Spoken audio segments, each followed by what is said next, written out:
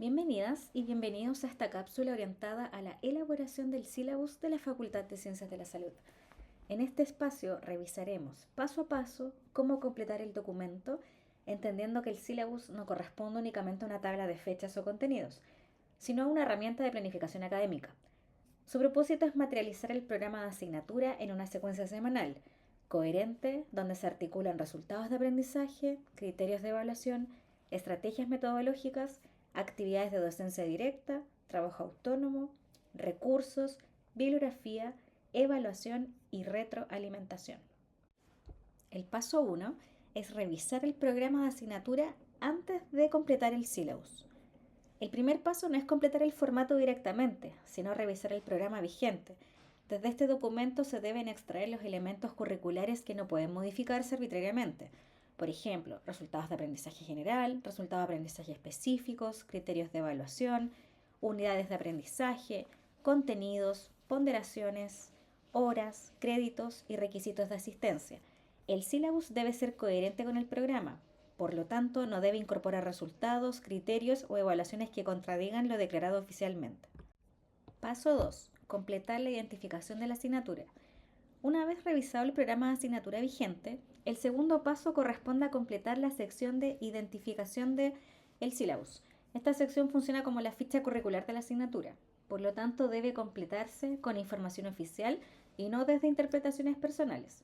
En esta primera sección se registran datos como el código de la asignatura, el nombre, la carrera, ciclo formativo, si existen prerequisitos, porcentajes de asistencia, formato, modalidad, régimen, área de formación, qué tipo de sílabus es, periodo académico, horas de docencia directa, horas de trabajo personal, créditos SST, nombre del docente, correo institucional y fecha de versión del documento.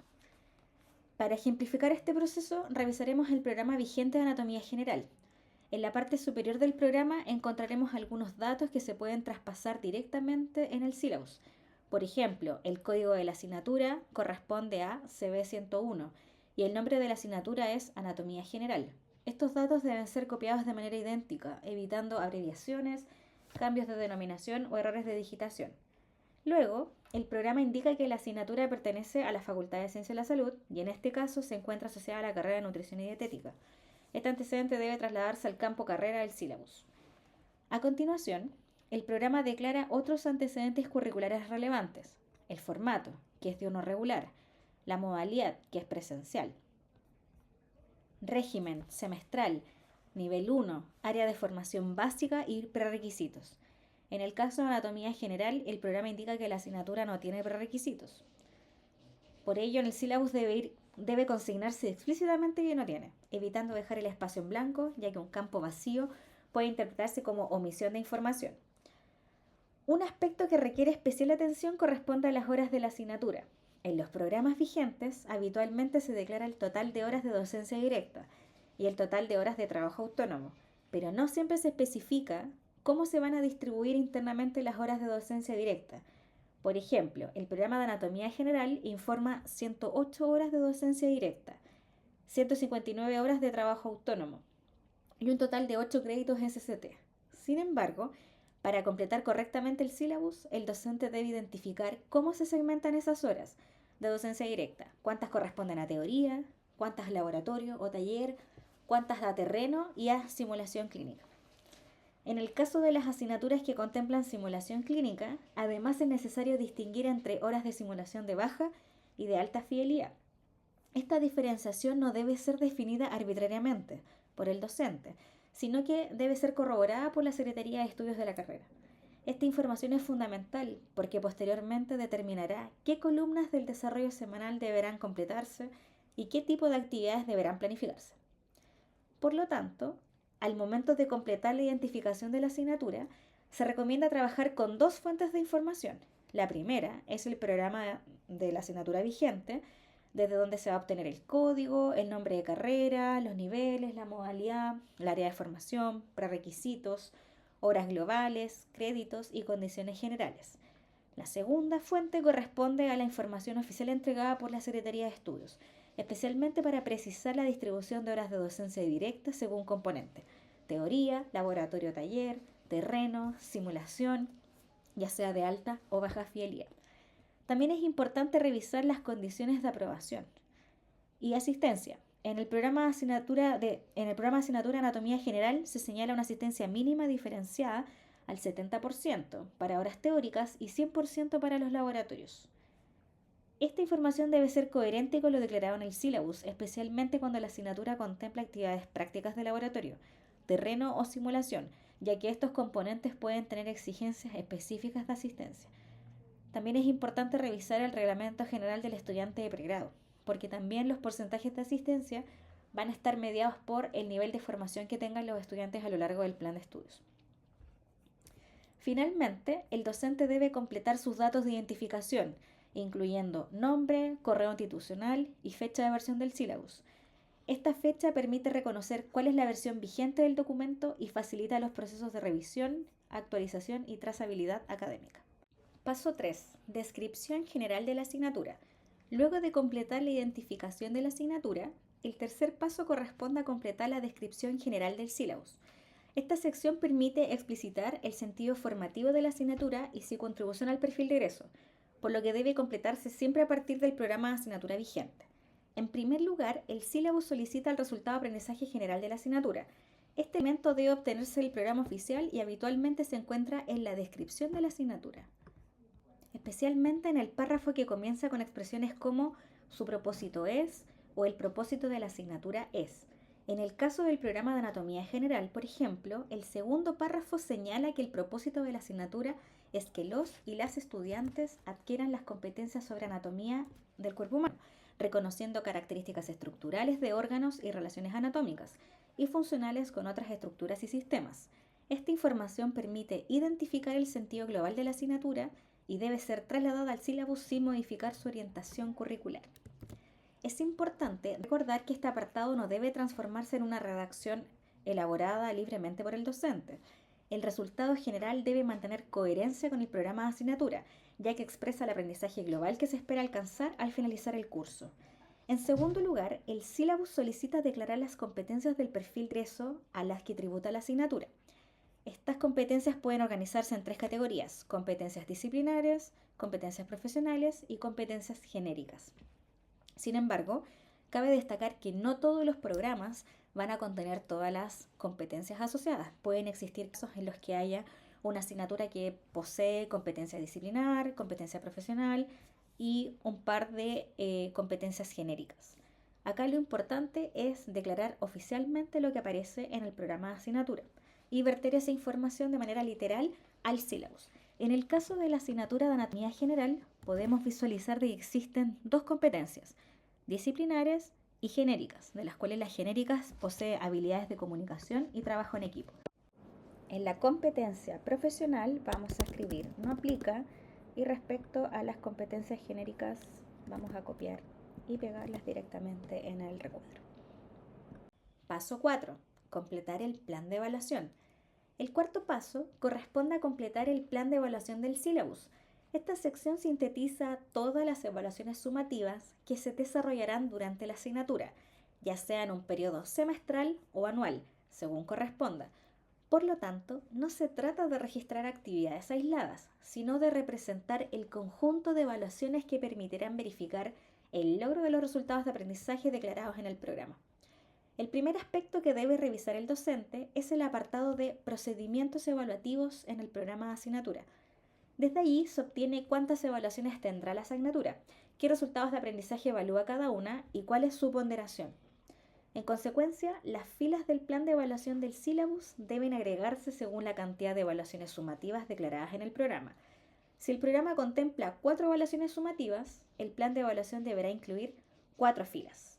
Luego de ello, se deben completar las columnas de unidad, porcentaje, resultados de aprendizaje y criterios de evaluación. Las columnas siguientes requieren una elaboración pedagógica por parte del docente o equipo de asignatura, resguardando el alineamiento constructivo. Esto significa que el procedimiento evaluativo, el instrumento de evaluación, la evidencia de aprendizaje y la modalidad de retroalimentación deben ser coherentes con el resultado de aprendizaje y con los criterios de evaluación que se busca valorar. En la columna Procedimiento evaluativo se debe describir la situación evaluativa concreta que realizará el estudiante. Algunos ejemplos de procedimientos evaluativos son prueba escrita de selección múltiple, prueba escrita de desarrollo breve, prueba escrita de desarrollo extenso, prueba escrita mixta, que es una evaluación que contempla los ítems tanto de selección múltiple como de desarrollo, ensayo, método de caso, exposición oral, aprendizaje basado en proyectos, aprendizaje basado en problemas, aprendizaje basado en investigación, portafolio, evaluación clínica objetiva estructurada, aprendizaje servicio, aprendizaje basado en desafíos, entre otros. La selección del procedimiento debe responder al tipo de aprendizaje que se espera evidenciar. Por ejemplo, si se requiere valorar el reconocimiento, comprensión o aplicación de contenidos, una prueba escrita puede ser pertinente. Si se busca evaluar análisis, integración o toma de decisiones en una situación contextualizada, podría ser más adecuado un caso, un informe, una exposición, una simulación o una evaluación de desempeño. Posteriormente, se completa la columna Instrumento de evaluación. El instrumento corresponde a la herramienta que permitirá valorar la evidencia generada por el estudiante. En el caso de las pruebas escritas, el instrumento suele coincidir con el procedimiento evaluativo. Por ejemplo, prueba escrita de selección múltiple, prueba escrita de desarrollo breve, prueba escrita de desarrollo extenso o prueba escrita mixta. En cambio, cuando el procedimiento evaluativo implica observar, valorar o juzgar un desempeño o producto más complejo, se debe declarar el instrumento correspondiente, como rúbrica, escala de apreciación, pauta de cotejo, que van a entrar dentro de la gama de pautas de observación directa. Luego, se debe completar la columna Evidencia de aprendizaje. La evidencia corresponde al producto, respuesta o desempeño concreto que queda disponible para verificar lo realizado por el estudiante. En una prueba escrita, la evidencia serán las respuestas de los estudiantes. En una exposición oral, la evidencia puede ser la presentación realizada y la pauta de observación directa seleccionada. En un informe, la evidencia será el documento entregado. En una simulación clínica, la evidencia puede ser el desempeño en el escenario, el registro de observación o la pauta aplicada. En síntesis, la evidencia responde a la pregunta, ¿dónde queda plasmado lo que el estudiante hizo, respondió, elaboró o demostró? Finalmente, se completa la modalidad de retroalimentación. El formato institucional solicita explicitar 3 elementos: foco, audiencia y forma. El foco puede ser global o específico, si la retroalimentación se orientará al grupo curso o aspectos puntuales del desempeño. La audiencia puede ser individual, grupal o dirigida a toda la clase. La forma puede ser oral, escrita, presencial, sincrónica o asincrónica, según la modalidad en que se entregará la información al estudiante. Por ejemplo, en una prueba escrita, la retroalimentación podría ser global, dirigida a toda la clase y realizada de manera oral presencial luego de la evaluación. En un informe o proyecto podría ser específica, grupal y escrita a través del aula virtual. Es importante recordar que la retroalimentación no debe declararse de manera genérica. No basta con escribir "se entregará retroalimentación". Se debe precisar cómo se realizará, a quién estará dirigida y cuál es su foco. Esto permite que el plan de evaluación no solo informe las calificaciones, sino también las oportunidades de mejora que tendrá el estudiante o el grupo de estudiantes durante el proceso formativo. En síntesis, para completar el plan de evaluación, el docente debe partir revisando el programa de asignatura, identificar todas las evaluaciones sumativas declaradas y trasladar al sílabus la unidad, porcentaje, resultado de aprendizaje y criterios de evaluación correspondientes. Luego debe elaborar los procedimientos, instrumentos, evidencias y modalidades de retroalimentación, asegurando coherencia con los aprendizajes esperados. De esta manera, el plan de evaluación permite visualizar cómo se evaluará la asignatura durante el semestre o año y cómo cada evaluación contribuirá al logro de los resultados de aprendizaje. El quinto paso corresponde a completar el apartado Desarrollo de la asignatura. Esta sección es una de las más relevantes del sílabus porque permite transformar las unidades de aprendizaje declaradas en el programa en una planificación semanal concreta, organizada y coherente con las horas de docencia directa, trabajo autónomo, criterios de evaluación, estrategias metodológicas, evaluación y retroalimentación. Lo primero que debe considerar el docente es que el recuadro unidad de aprendizaje número debe repetirse tantas veces como unidades estén declaradas en el programa de asignatura. Es decir, si el programa tiene 3 unidades de aprendizaje, el sílabus debe incorporar el recuadro correspondiente a la unidad 1, luego su segmentación semanal, posteriormente el recuadro de la unidad 2, con su respectiva segmentación semanal y así sucesivamente hasta completar todas las unidades del programa. Para ejemplificarlo, en el programa de anatomía general se declaran 3 unidades de aprendizaje: generalidades y sistema musculoesquelético, unidad de aprendizaje 2, estesiología y sistema nervioso, endocrino y urinario, y sistema reproductor, cardiorrespiratorio y digestivo. Por lo tanto, en el sílabus se deberá incorporar un bloque de desarrollo para cada una de estas unidades, respetando sus nombres de manera textual, tal como aparecen en el programa vigente. En el primer recuadro de cada unidad, el docente debe completar el nombre de la unidad, el número de semanas, las horas de docencia directa, las horas de trabajo autónomo personal, el resultado de aprendizaje, las estrategias metodológicas y las estrategias de evaluación. El nombre de la unidad y el resultado de aprendizaje deben obtenerse directamente del programa de asignatura. No corresponde cambiar la denominación de la unidad ni reformular el resultado de aprendizaje, ya que ambos forman parte del diseño curricular oficial. Un aspecto clave corresponde al número de semanas asignado a cada unidad. Este número debe ser coherente con las horas de docencia directa declaradas en el programa y con la distribución semanal real de la asignatura. Por ejemplo, si una unidad declara 36 horas pedagógicas de docencia directa y la asignatura considera 4 horas pedagógicas semanales, entonces la unidad deberá desarrollarse en 9 semanas. En este caso, el cálculo sería 36 horas de docencia directa divididas por 4 horas semanales, dando como resultado 9 semanas. Esto significa que el número de semanas no se define de manera arbitraria, sino que depende de la relación entre las horas totales de la unidad y la carga semanal de docencia directa.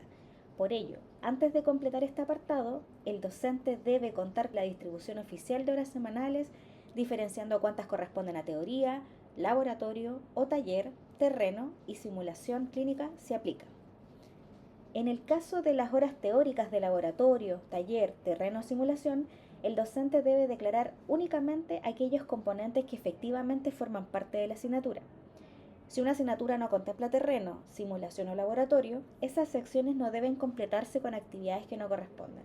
Si la asignatura contempla simulación clínica, además se debe distinguir si las horas corresponden a simulación de baja fidelidad o de alta, o ambas, según la programación oficial informada por la carrera. En el caso de anatomía general, tenemos 2 horas de teoría semanales y 2 horas de laboratorio. No completamos las horas taller, terreno, simulación de alta o baja, porque no aplican. Respecto a las horas cronológicas de trabajo personal, se recomienda realizar una distribución realista y homogénea a lo largo del periodo académico. Una forma práctica de estimarlas es dividir el total de horas de trabajo autónomo de la asignatura por 18 semanas, en el caso de asignaturas semestrales, o por 36 semanas en el caso de las asignaturas anuales. Este cálculo permite orientar la cantidad de trabajo autónomo que se espera semanalmente, evitando sobrecargar algunas semanas o declarar actividades que no son coherentes con las horas disponibles. En el caso de anatomía general, tenemos un total de horas autónomas de 159. Esas horas totales las podríamos dividir en 18 semanas y nos va a dar una distribución de 8.8 horas semanales, las vamos a redondear a 9. Esa información la vamos a dejar entre paréntesis de momento porque nos va a servir para luego, cuando se complete las horas de trabajo autónomo por semana junto a sus respectivas actividades, tengamos certeza de que si planificamos 3, 4 actividades en concreto, debiésemos hacer una distribución suficiente para cubrir esas 9 horas de trabajo autónomo por semana. Luego, el docente debe completar las estrategias metodológicas de la unidad. Estas deben organizarse de acuerdo con los componentes formativos de la asignatura. En las horas teóricas, por ejemplo, se pueden declarar estrategias como clase magistral con metodologías activas, aula invertida, discusión guiada, análisis de material audiovisual o resolución de problemas. Lo importante es que la estrategia indique cómo se desarrollará la docencia y no solo qué contenido será abordado. En el caso de laboratorio o taller, las estrategias metodológicas deben describir el tipo de experiencia práctica que se realizará. Por ejemplo, actividades prácticas en laboratorio disciplinar, reconocimiento de estructuras, análisis de guías, resolución de ejercicios aplicados, trabajo colaborativo, role-playing, análisis de casos, desarrollo de procedimientos o actividades de integración teórico-práctica. Si se trata de asignaturas con componente práctico, es fundamental que esta acción refleje claramente qué harán los estudiantes durante ese espacio formativo. Cuando la asignatura contempla actividades en terreno, se deben declarar las estrategias metodológicas propias de la docencia clínica, comunitaria o situada según sea el caso. Entre ellas pueden incluirse práctica supervisada con tutor, evaluación directa de usuarios bajo supervisión docente, visitas a usuarios en sala, actividades ambulatorias, participación en procedimientos clínicos, reuniones clínicas, seminarios, discusión de casos, journal club, bitácoras reflexivas, portafolio, intervención educativa en comunidades, actividades en establecimientos educacionales, visitas domiciliarias, levantamiento de información en terreno, observación de como participante o actividades de aprendizaje-servicio, entre otras. En el apartado de simulación clínica, el docente debe declarar las actividades correspondientes solo si la asignatura contempla ese componente.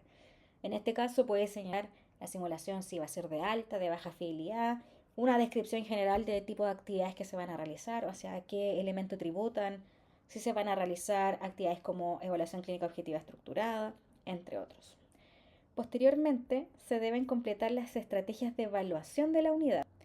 El formato permite repetir las filas de acuerdo con la cantidad de estrategias evaluativas contempladas. Por lo tanto, si en una unidad se realizará más de una evaluación, el recuadro debe duplicarse o ajustarse cuantas veces sea necesario. En esta sección se debe declarar el tipo de evaluación, que puede ser diagnóstica, formativa o sumativa, el procedimiento evaluativo, el instrumento de evaluación y la retroalimentación correspondiente. Esta información debe ser coherente con el plan de evaluación previamente declarado. Una vez completado el recuadro general de la unidad, se debe avanzar a la segmentación semanal. En esta tabla, el docente debe organizar semana a semana cómo se desarrollará la unidad de aprendizaje. Para cada una se deben declarar los criterios de evaluación que serán abordados, las actividades de docencia directa, las actividades de trabajo autónomo, los contenidos claves, los recursos de aprendizaje, la bibliografía, la evaluación y la retroalimentación. En la columna de criterios de evaluación se deben seleccionar aquellos criterios del programa que serán trabajados durante la semana. No es necesario incorporar todos los criterios de la unidad en cada semana.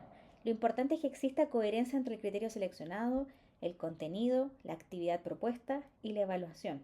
Por ejemplo, si el criterio apunta a reconocer estructuras anatómicas, las actividades deberían permitir observar, identificar, clasificar o aplicar ese conocimiento en contextos pertinentes. En las actividades de teoría, el docente debe declarar qué se realizará concretamente en esa sesión. No basta con escribir el contenido general. Es preferible señalar acciones como exposición dialogada, análisis de casos se aplica, resolución de preguntas guiadas, discusión de imágenes, revisión de conceptos clave, actividades colaborativas breves, aplicación de cuestionarios, formativos, controles, síntesis, plenarios, entre otros. Esto permite que la planificación sea más clara y que el estudiante comprenda qué tipo de experiencia de aprendizaje se va a desarrollar en concreto. En el laboratorio taller, se aplica, se debe precisar la actividad concreta que realizarán los estudiantes. Por ejemplo, revisión de guía práctica, reconocimiento de estructuras anatómicas, trabajo con modelos, desarrollo de procedimientos, análisis de casos, actividades grupales, resolución de estaciones, registro de observaciones o discusión de resultados. En asignaturas con componente práctico, esta columna es fundamental para evitar que el sílabus quede reducido a una lista de contenidos teóricos. Adicionalmente, en este recuadro se deben indicar las actividades de simulación clínica que se van a realizar en el caso de las asignaturas que aplique. Acá es relevante indicar el título del escenario y referir si va a corresponder a una actividad de alta o de baja fidelidad. En las actividades terreno, si la asignatura contempla este componente, se deben describir qué implicará esta experiencia. Puede tratarse de práctica curricular, visita a centros de práctica, actividades comunitarias, observación supervisada, atención de usuarios bajo supervisión, reuniones clínicas, intervenciones educativas, levantamiento de información o participación en actividades propias del contexto profesional. La descripción debe ser específica, diferenciando si se trata de actividades puntuales de terreno o de una asignatura centrada mayoritariamente en la práctica clínica o profesional. Cabe destacar en este último aspecto que no se puede planificar de forma directa las actividades que se van a hacer en contextos clínicos. Por tanto, la sugerencia es realizar una descripción general respecto a las actividades que son esperadas que el estudiante realice en el centro de práctica y que deben estar en concordancia con los resultados de aprendizaje del programa, con el sílabus, o sea, con la planificación o dossier que pueda tener esa asignatura en concreto, de tal forma de que se tenga certeza hacia dónde apunta la práctica en terreno concreto. En el trabajo autónomo, el docente debe declarar dos elementos: la actividad concreta que realizará el estudiante o las actividades y el tiempo estimado para desarrollarla. No se recomienda escribir expresiones generales como estudiar o repasar contenidos. Es preferible señalar acciones específicas como lectura de capítulos, revisiones de atlas, resoluciones de guías, preparación de laboratorio, elaboración de mapa conceptual, análisis de casos, búsqueda bibliográfica, estudio de imágenes, preparación de exposiciones, respuestas a cuestionarios, elaboración de bitácora. Además, el tiempo estimado debe ser coherente con las horas cronológicas de trabajo personal distribuidas para la asignatura. Por esa razón es clave el ejercicio que hicimos anteriormente. Dejamos entre paréntesis este aspecto. Si hacemos una distribución homogénea, los estudiantes deberían dedicar 9 horas semanales a actividades de trabajo autónomo y la idea es que por cada una de las actividades trazadas se distribuya, dependiendo de la complejidad de la actividad, cuánto tiempo el estudiante hipotéticamente debiese destinar para esa acción o esas acciones en concreto. Luego se declaran los contenidos claves de la semana. Estos deben provenir de los contenidos mínimos establecidos en el programa de asignatura, pero pueden organizarse de manera más específica según la progresión semanal. La idea es que el docente identifique qué contenidos se abordarán esa semana y cómo se vinculan con los criterios de evaluación y las actividades. También se deben incluir los recursos de aprendizaje necesarios para el desarrollo de las actividades. Estos pueden incluir presentaciones, guías de laboratorio, casos clínicos, videos, atlas, modelos anatómicos, simuladores, documentos normativos, material disponible en Canvas, cuestionarios, lecturas, bases de datos o recursos digitales. La selección de recursos debe responder a la actividad planificada y no incorporarse de manera genérica. En la bibliografía se debe indicar la fuente que los estudiantes deberán revisar para preparar o profundizar los contenidos de la semana. Esta bibliografía debe provenir preferentemente del programa de asignatura y debe ser específica. Por ejemplo, no basta con señalar el nombre general de un libro, si es posible indicar el capítulo, sección o páginas correspondientes. Y finalmente, se debe contemplar la evaluación y retroalimentación correspondiente a la semana. En este apartado se pueden declarar evaluaciones diagnósticas, formativas o sumativas, según corresponda. También se debe indicar cómo se entregará la retroalimentación, considerando su foco, su audiencia y forma. Por ejemplo, la retroalimentación oral grupal al cierre de la actividad, comentarios escritos en una guía, devolución individual mediante pauta, retroalimentación en plenario o retroalimentación asincrónica a través de aula virtual. En síntesis, el desarrollo de la asignatura debe mostrar cómo cada unidad se despliega semana a semana. Para ello, el docente debe repetir el bloque de unidad según la cantidad de unidades del programa, calcular el número de semanas en función de las horas de docencia directa, declarar solo los componentes formativos que correspondan, precisar estrategias metodológicas diferenciadas para teoría, laboratorio, taller, terreno o simulación, y describir actividades concretas de trabajo autónomo con tiempo estimado. De esta manera, el sílabus se transforma en una planificación clara, trazable y coherente con el programa de asignatura. Paso 6. Completar la síntesis del desarrollo de la asignatura. En este apartado, el docente debe sintetizar la información central del desarrollo de la asignatura. Para ello debe registrar los resultados de aprendizaje declarados en el programa y sus respectivos criterios de evaluación, las evidencias de aprendizaje que se recogerán para verificar el logro de cada resultado y la fecha estimada de logro. Las fechas de logro deben estar alineadas con el calendario académico institucional, especialmente con las fechas definidas para las evaluaciones regulares de la asignatura. En el caso de asignaturas semestrales, estas fechas suelen vincularse con las evaluaciones 1, 2 y 3, por lo que deben ser coherentes con la programación oficial y posteriormente cotejadas en las reuniones de comunidades académicas por nivel. En síntesis, Esta sección permite visualizar de manera integrada qué resultados de aprendizaje se evaluarán, mediante qué criterios, con qué evidencias y en qué momento del periodo académico se espera verificar su logro. Paso 7. Completar el acápite de convivencia académica. En el apartado de convivencia académica, gran parte de la información normativa ya se encuentra incorporada en el formato institucional. Sin embargo, el docente debe completar especialmente la sección de acceso a la plataforma LMS de la asignatura. En vía de acceso se debe agregar el link directo al curso en Canvas. Para obtenerlo hay que ingresar a la página de Canvas, abrir la asignatura en concreto y en la esquina superior izquierda aparece el código de la asignatura y apretando el segundo clic está la opción de copiar vínculo al texto destacado y lo podemos agregar directamente en Canvas. Además, se recomienda precisar días y horarios disponibles para consultas, de modo que los estudiantes conozcan claramente cuándo y por qué medio podrán comunicarse con el equipo docente. Paso 8 final. Revisar coherencia interna del sílabus. Este paso precisa plantear las siguientes interrogantes. ¿Las actividades semanales permiten trabajar los criterios de evaluación declarados? ¿La evaluación mide efectivamente el resultado de aprendizaje? ¿El instrumento es pertinente para valorar la evidencia? ¿La bibliografía se vincula con los contenidos y actividades? ¿El trabajo autónomo prepara o profundiza lo realizado en docencia directa? ¿La retroalimentación está claramente definida? Esta revisión permite evitar que el sílabus quede como un documento fragmentado y ayuda a asegurar que funcione como una planificación integrada.